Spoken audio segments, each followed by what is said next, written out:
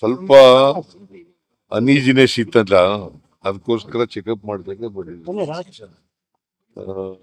Is all right. You will be discharge tomorrow.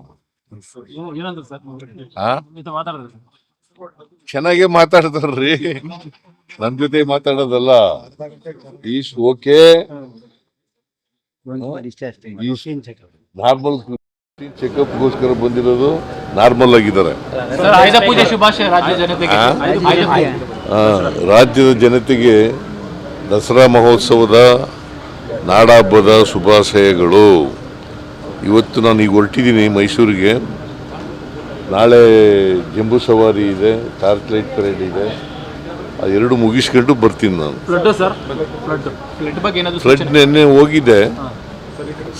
ಏನಾಗಿದೆ, 95% flood ಇರ್ತಕ್ಕಂಥದ್ದು ಉತ್ತರ ಕರ್ನಾಟಕದಲ್ಲೇ. 8-9 ಜಿಲ್ಲೆಗಳಲ್ಲಿ ಫ್ಲಡ್ ಜಾಸ್ತಿ ಆಗಿದೆ. ಸೊ 95% ಉತ್ತರ ಕರ್ನಾಟಕದಲ್ಲಿ. ಬೇರೆ ರಾಜ್ಯಗಳಲ್ಲಿ ಕಡಿಮೆ ಇದೆ, ಅಲ್ಲ, ಬೇರೆ ಜಿಲ್ಲೆಗಳಲ್ಲಿ ಕಡಿಮೆ ಇದೆ, ಅಲ್ಲಿ ಮಾತ್ರ ಜಾಸ್ತಿ ಇದೆ. ಬೆಳಗಾಂ, ಬಿಜಾಪುರ, ಬಾಗಲಕೋಟೆ, ಕಲಬುರಗಿ, ಬೀದರ್, ಯಾದಗಿರಿ, ಹುಬ್ಳಿ, ಧಾರವಾಡ, ಗದಗ, ಈ ಜಿಲ್ಲೆಗಳಲ್ಲಿ ಜಾಸ್ತಿ. ಕುಮಾರಸ್ವಾಮಿ ನಿಮ್ಮೊಂದು ಸಲಹೆ ಕೊಟ್ಟಿದ್ದಾರೆ ಸರ್, ದರ್ಶನ ಮಾಡ್ಕೋಬೇಡಿ, ಕೇಂದ್ರ ಸರ್ಕಾರಕ್ಕೆ ಅಗತ್ಯವಾದ ಪ್ರಸ್ತಾವನೆ ಕೊಡಿ, ಪರಿಹಾರ ಕೊಡಿಸ್ತೀವಿ ಅಂತ ಹೇಳಿದ್ದಾರೆ ಕೇಂದ್ರ ಸರ್ಕಾರ ರಾಜ್ಯಕ್ಕೆ.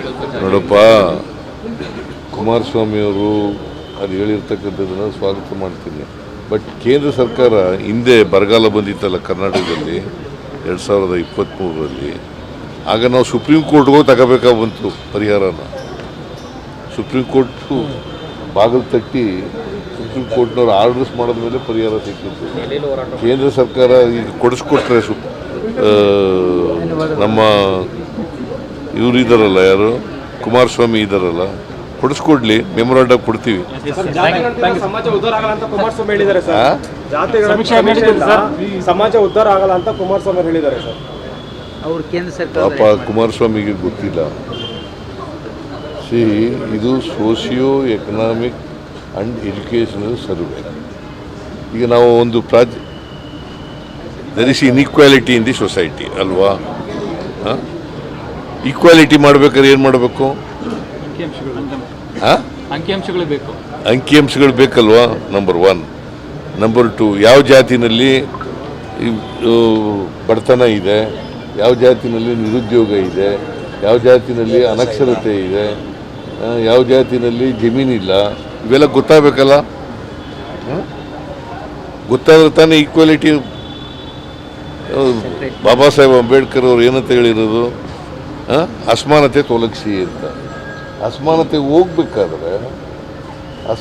ಹೋಗ್ಬೇಕಾದ್ರೆ ಈಕ್ವಾಲಿಟಿ ಬರಬೇಕಲ್ವ? ಎಲ್ಲರೂ ಮುಖ್ಯವಾಹಿನಿ ಬರಬೇಕಲ್ವ? ಹಿಂಗೆ ಸೊಸೈಟಿ ಮುಂದುವರಿಸ್ಬೇಕಾ? BJP ಅವರು ಅಸಮಾನತೆ ಹಿಂಗೆ ಇರಬೇಕು, ಸಮಾಜದಲ್ಲಿ ಈಕ್ವಾಲಿಟಿ ಬರಲೇಬಾರದು, ಇದನ್ನು ಬಯಸೋದು ಯಾವಾಗಲೂ. Because they wanted one community supremacy ಇರಬೇಕು. ಅದನ್ನು ಬಿಟ್ಟು ಬೇರೆ ಏನು ಯೋಚನೆ ಮಾಡಲ್ಲ. ಈಗ ಅವರು ಮಾಡ್ತಾ ಇದ್ದಾರೆ ಈಗ ಜಾತಿ ಗಣತಿ ಅವರು ಕೇಂದ್ರ ಸರ್ಕಾರದವ್ರು ಮಾಡ್ತಾರಲ್ಲ, ಯಾಕೆ ಮಾಡ್ತಾ ಇದ್ದರು? ನಮ್ಮ ಒತ್ತಾಯದ ಮೇಲೆ ಮಾಡ್ತಾ ಇರೋದು. ರಾಹುಲ್ ಗಾಂಧಿ ಅವರು ಒತ್ತಾಯದ ಮೇಲೆ ಮಾಡ್ತಾ ಇರೋದು.